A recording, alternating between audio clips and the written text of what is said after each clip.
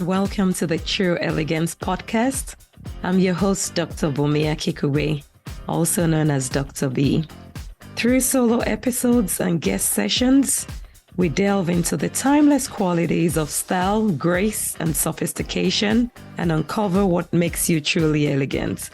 So, sit back, relax, and let's get started on this empowering journey of becoming truly elegant. Hello, Elegant Tribe, and welcome to another episode of the True Elegance podcast, where we talk about the inner values that make us beautiful from the inside out and help us to radiate elegant confidence. Today, I have with me a successful mentor, a graduate with honors from the Princeton University, and the author of international best-selling books, including Phenomenal Feminine Entrepreneurs, Business Life Universe, and How to Make a Six-Figure Income Working Part-Time. She was selected as the Life Coach of the Year by the International Association of Top Professionals, and she hosts the top 5% globally ranked podcast titled Balance, Beautiful, and Abundant. Please join me in welcoming Rebecca Whitman. Hello, it's so great to be here. Awesome. Nice to have you. And like we chatted during our pre-chat, what an amazing way to help women to live balanced, beautiful, and abundant life. And I'm so glad you're doing that because it resonates with what I do on the True Elegance podcast. So Rebecca, do you want to tell us a little bit about yourself, how your journey started to doing this transformational work for women? Yes, I would love to tell my story. It's so nice that you mentioned that I was rated Life Coach of the Year because I never planned on being a life coach. I moved to LA 22 years ago to pursue my dream of being an actress. And I had small parts on huge shows like Friends, CSI, and 24. And I never got that big break as an actress. So I focused on working at children's acting schools, which I really loved because I don't have any kids of my own. And I had a lot of free time to study with great spiritual teachers. And I really understood that our thoughts create our reality. And I was able to apply that to my financial life and to my health. And the one area that I did not apply it successfully to was my love life. And I had a lot of very painful breakups. And I ended up marrying someone that wasn't the right type of person for me. And 3 years after a very painful marriage, I filed for divorce. And as my marriage was unraveling, my dad was dying. And in one of the last conversations we had, he asked me to write something, and I had no idea what I was going to write. A few months later, my dad died on a Wednesday, and my divorce was finalized on a Friday. My whole world was turned upside down. And somehow I found the resilience just to keep showing up. And a few months later, I was sitting in front of my financial planner, and he said, "Rebecca, because of your real estate and your stocks, you are now a self-made millionaire. Yet you lost your dad in your marriage this year. How can you be so resilient? And what did you do? I think you should write a book." So I wrote a book called How to Make a Six-Figure Income Working Part-Time. And in the book, I divide life into 7 key areas, which I call my 7 pillars of abundance. And now I empower women to go from burned out to balanced, beautiful, and abundant by having their life aligned in these 7 key areas. Wow. That is so loaded and amazing at the same time. Wow. Talk about resilience, that journey of during that week when, your marriage ended and you lost your father. Sorry about that. But like, how did you come out of that, at that point in time? I actually employed the principles that I teach in the book. Okay. And the 7 pillars of abundance are in order of importance. They are spirituality, fitness, emotions, romance, mental, social, and financial. So I had a morning practice. When I was a teenager, I met a woman named Janet, and she taught me how to write a daily God journal. And I took those journal prompts and I tweaked them a little bit. And I've been using this journal format now for almost 30 years. So I continue to write every morning. And in this journal, it teaches me how to turn my negative to positive, and it teaches me to learn from the pain that I'm in. And so I wrote every morning in my journal. I showed up diligently for all my fitness workouts. I'm really big into group classes. So I took all my group classes and they lifted me up. I leaned on my friends and my community, and I just kept showing up for my sales job. And because of my resilience, I was able to keep showing up. You know, resilience isn't coming back, it's how fast you bounce back. Right. Right. And because of my daily practices, I was able to bounce back very quickly. Although I did feel the pain, I was able to learn from the pain through in my daily abundance journal. Wow. That's awesome. That's awesome. I like one thing that you said, which is a common statement, you know, about our thoughts creating a reality. So, you know, the things that we're thinking through our mind will probably come out through our mouths and our actions.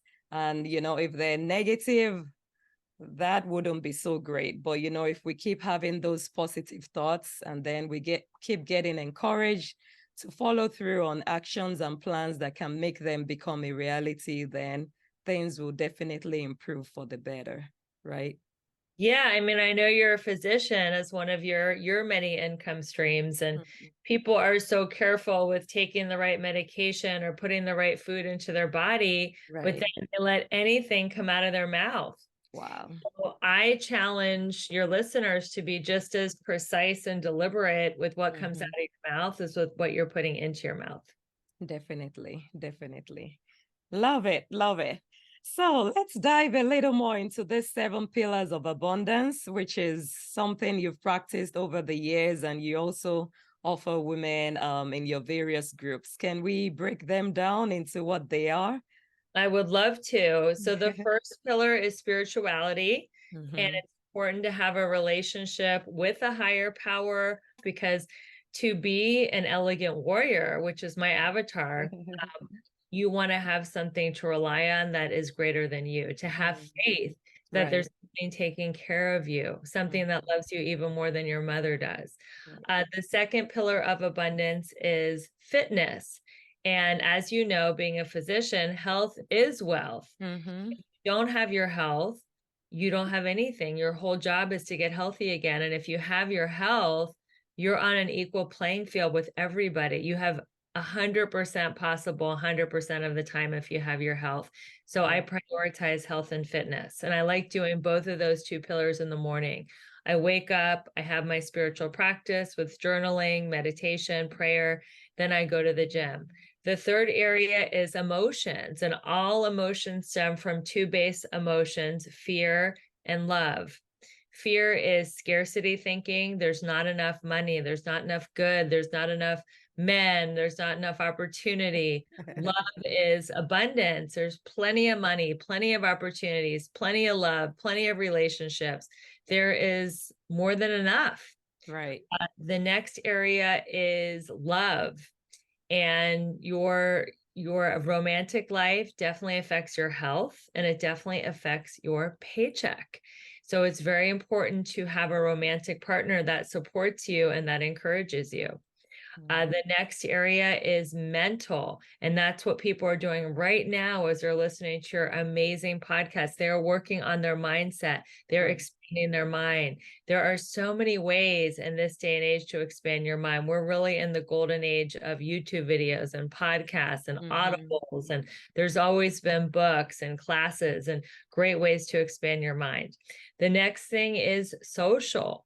Your vibe attracts your tribe. And if you want to up-level your life, you want to hang around people who are having success, abundance, happiness. You don't want to hang out in the ain't it awful crowd, because if they're saying ain't it awful and you're trying to up-level your life and become successful, they're just going to bring you down. I'm not saying to break up with people, but distance yourself and be very deliberate with who you spend the most time with. And then finally, financial. And everybody says financial should be first. I'm just going to work really hard. I'm going to make all this money.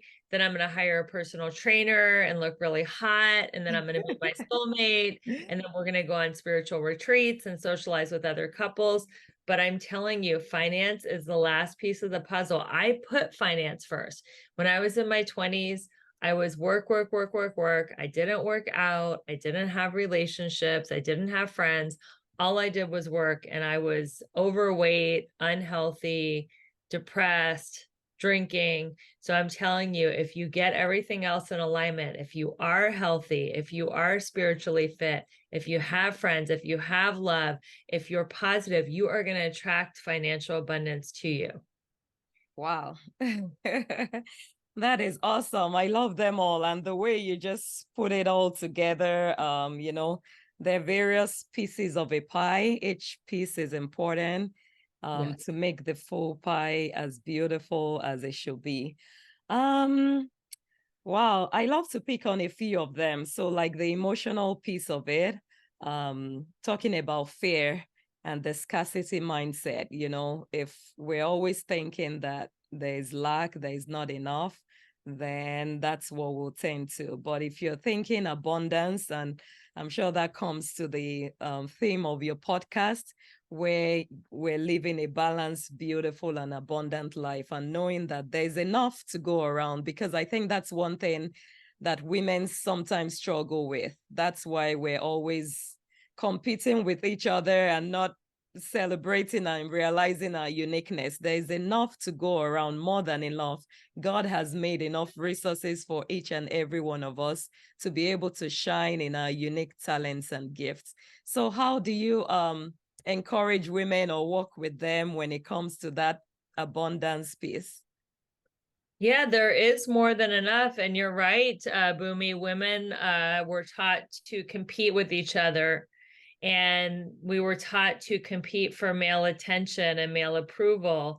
And that is why women are checking each other out and sizing each other up and making sure that they, look the best. It's to compete for male approval. But things are changing. Women are starting to realize that they don't have to compete for male approval, that they can just be fabulous because they want to be fabulous. There's nothing to compete for. And it is changing. And it's so beautiful to see women like celebrating each other and lifting each other up. And I had a mentor, because I did struggle with competition with other women over looks. And she said, as soon as you feel that competition, I want you to walk right up to that woman and give her a sincere compliment. Beautiful. And I started doing that. And that really helped kind of deprogram me that every woman is beautiful. Every woman has her own look. There's no one standard of beauty that we're all trying to compete for. Exactly. There's more than enough beauty, and there's more than enough just to celebrate. And it's not just one standard of beauty. It's not just the Western standard of, blonde hair, blue eyes. I was never that. And I felt like unless I had that, I wasn't going to measure up. And now every kind of beauty is celebrated, and it should be celebrated.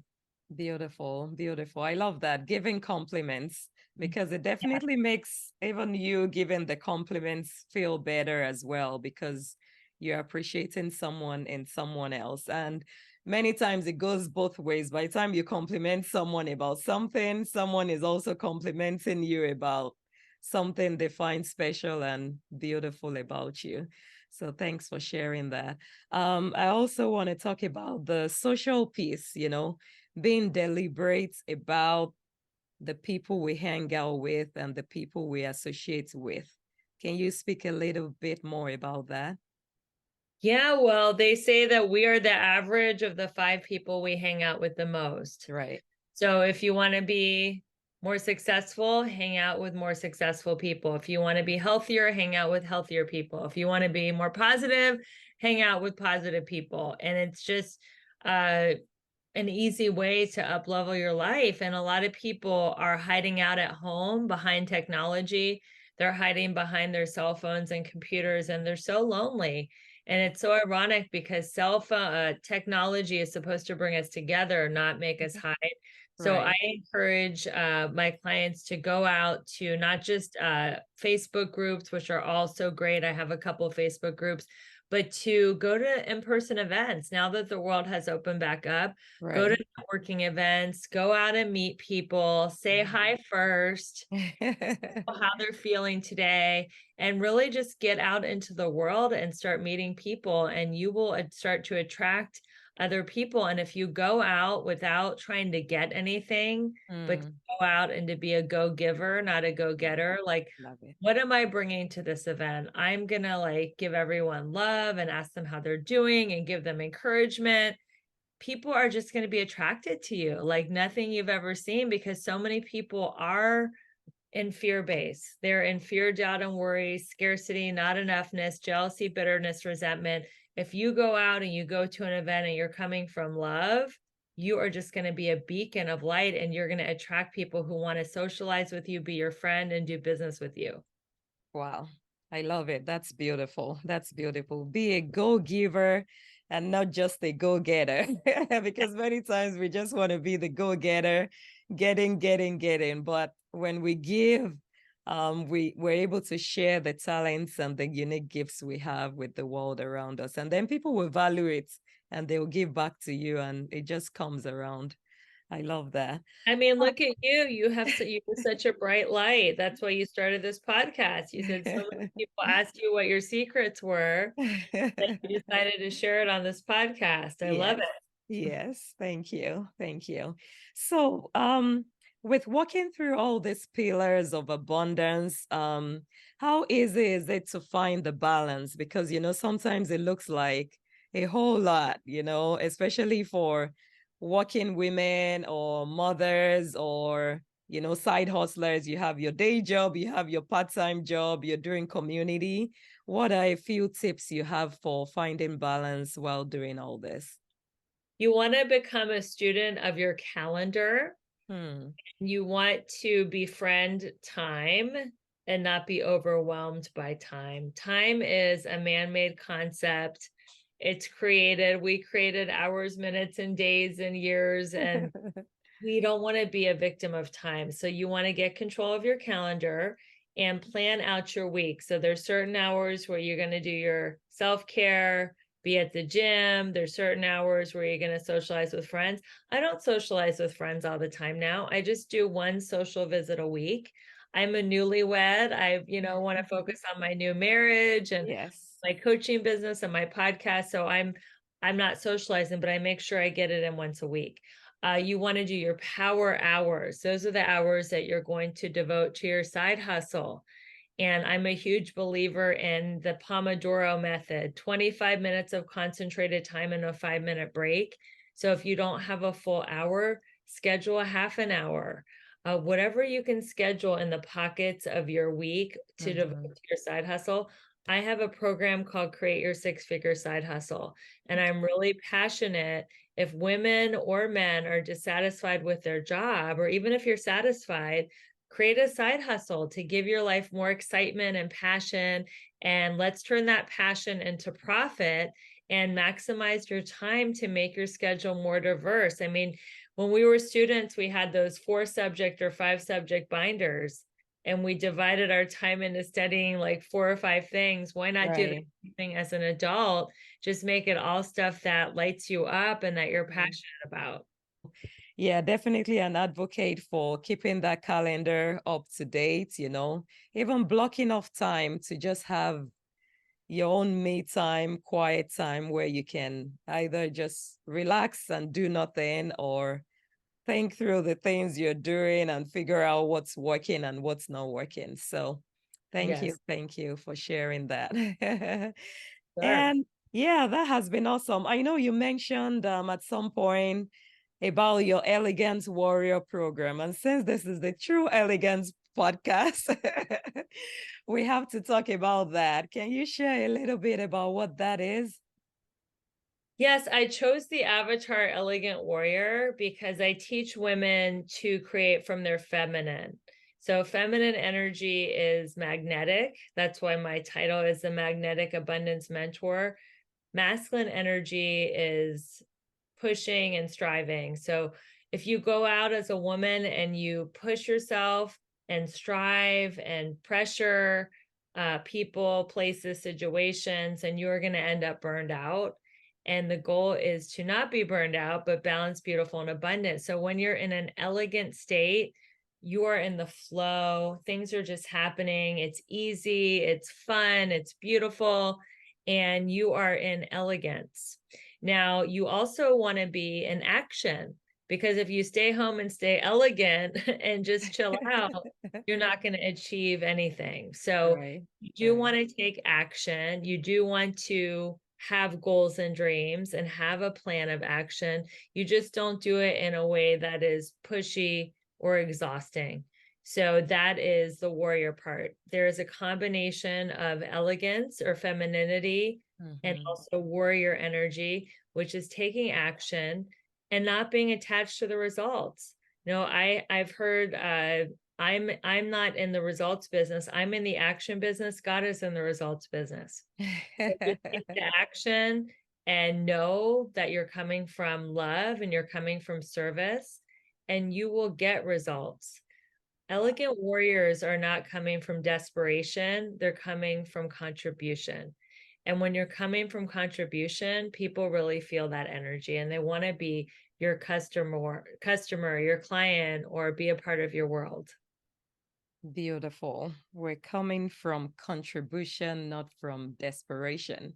At the Yes. same time, we're staying elegant and maintaining our feminine energy, but putting it into good use. I love what you said. Like, if you just stay elegant and stay home, like, nobody is going to know about you or be blessed by what you have to offer. But taking those actions and contributing positively to the world around us is definitely needed. Yes. Wow, this has been so beautiful. Thank you so much, Rebecca, for your time today. And I'll just give you a few minutes, maybe to provide some wrap up wisdom and ideas for the group. And then we'll talk a little bit more about how we can stay in touch. Sure. So I would tell everyone in the group to wrap up is your happiness is in the now. If you are thinking about the past, you're beating yourself up, you're in perfectionism or depression. Perfectionism is saying, I would have, could have, should have done it better. Depression is regret, thinking you missed the opportunity, you thinking about the man or the situation that got away from you. The future is anxiety. Oh my God, what's going to happen? Am I going to be okay? Is everything going to work out for me? What am I going to do? I call that future tripping. So your happiness is in the moment. How do you stay in the moment? Through your five senses. What are you doing right now? What are you seeing, smelling, tasting, touching, hearing right now? That will get you in the moment. Go outside, study the flower, feel your fingertips, listen to a song, really smell the food that's cooking in your kitchen, get into your senses. And then if you still can't get into the moment, then just do the next thing. Just take the next step, do the next indicated action, and just have faith that the future will take care of itself. God didn't bring you this far on your journey to drop you on your head. You are being looked after and cared for. Everything's going to be okay. And you're ready. You're going to be ready for the future. God is preparing you and you are ready. Wow. That is so beautiful. Your happiness is in the now. My happiness is in the now. We Yeah. can't keep waiting for when everything will be beautiful and perfect. As we take those steps, the imperfections become more beautiful, and there's a beautiful future ahead. Yes, happiness is in the now. Everything Yes. you want. Why do we want the big house or the new car, or the exotic vacation? So we'll feel happy. But we're Mm-hmm. putting our happiness in the future like a donkey chasing a carrot. By Yeah, the time we get that new house or vacation or relationship, then we'll want something else. So exactly. your happiness is right here, right now. If you have your next breath, if you have Mm-hmm. your five senses, and happiness is a decision, it's not an event. You can decide that I'm going to be happy no matter what, right here, Wow. right now. Wow. Beautiful. Thank you so very much, Rebecca. You're It's welcome. been amazing hanging out with you today. Can you share with our audience how they can stay in touch with you beyond today? Yeah, so my Instagram is Rebecca E. Whitman.